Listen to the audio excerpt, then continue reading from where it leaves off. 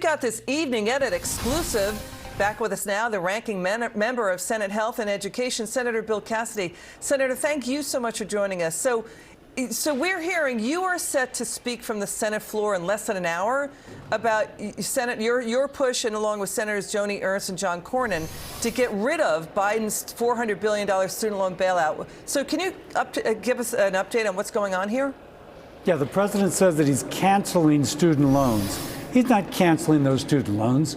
He is going to transfer the obligation to pay them back to those who already paid their student loans back or who never took the loan out in the first place. That's $400 billion being transferred from people who willingly took them on, in some cases making as a family $250,000 a year, to someone who never went to college, never wanted a loan, or if they did, they sacrificed to pay it back.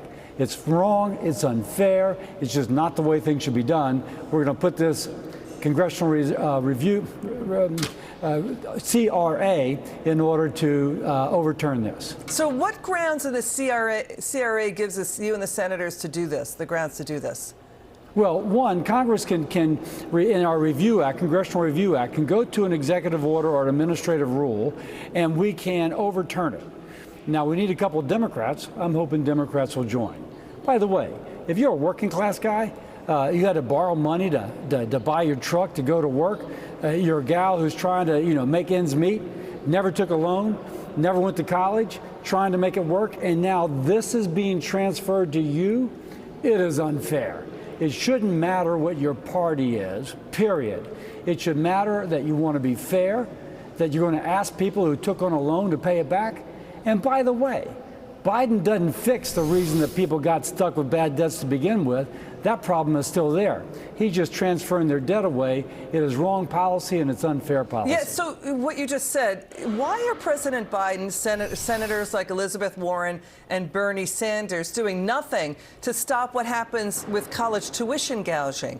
That's square one of this problem. Why aren't they going after college tuition gouging, tearing into middle-class family and working-class families' budget? People can't afford the college tuition with these fat cat academics and what they're charging American families. Yeah, well, let me give a tip of hat to Senator Warren. Senator Warren and I disagree on almost everything. But one thing we agree on is what's called the College Transparency Act.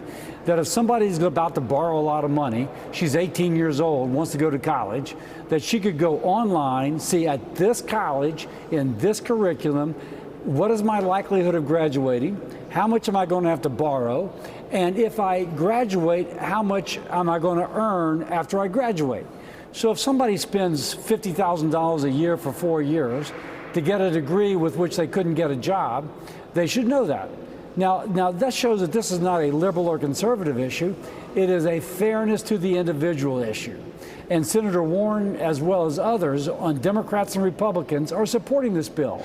The Biden administration could have included it. They're not including it. They're not pushing it.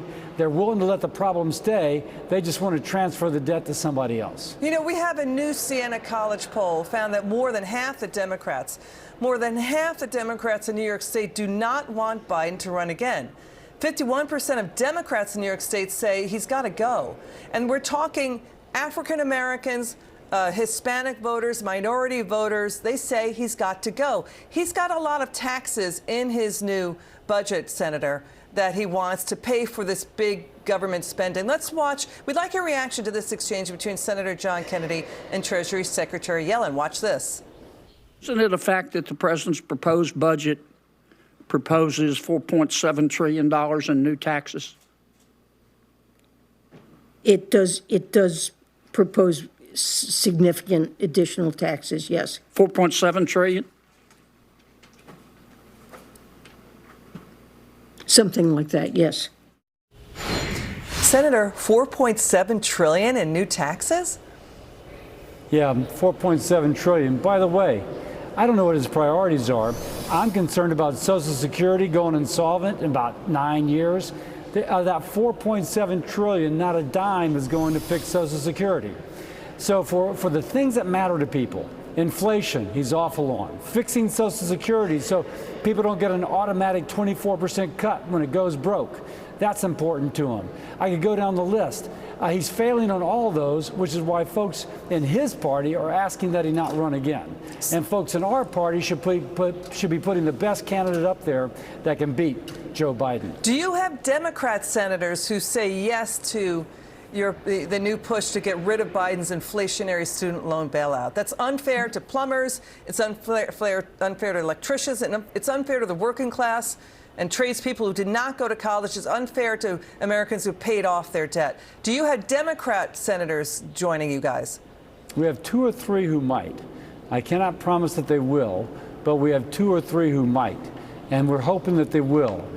Fairness should not be a Democrat or Republican issue. Fairness should be an all of us issue. So I'll ask any Democratic senator to consider it fairly.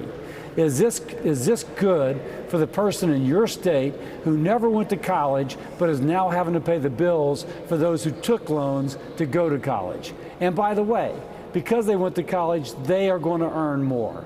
That's unfair. Senator Cassidy, we'll stay on the story for sure. It's good to have you on, sir. Thanks for bringing us that Evening Edit exclusive. It's good to see you. Thank you. Okay.